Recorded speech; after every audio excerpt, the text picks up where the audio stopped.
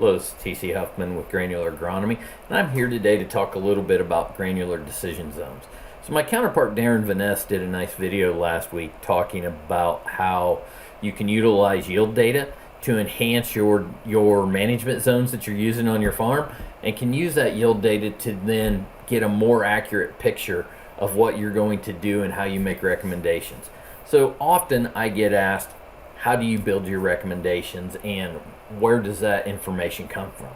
And I found over the years that getting a good recommendation in a variable rate situation comes down to the management zone and the layers you use behind it to create that recommendation. If you have poor data underneath that doesn't represent that farm well, you're not going to make a good variable rate recommendation, and it's not going to match how that customer sees the field.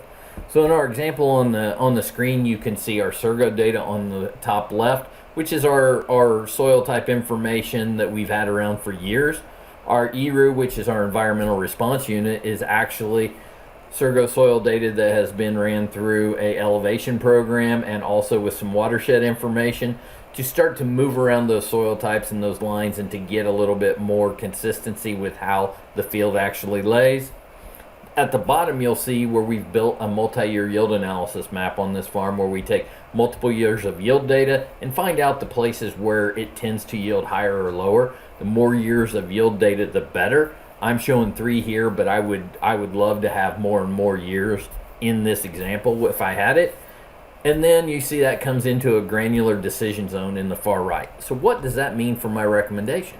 So if we look at the next page, the next screen, you'll see I've got 3 different recommendations up here. On the far left is my older Surgo soil type maps, and you'll see less definition there and less consistency in my opinion.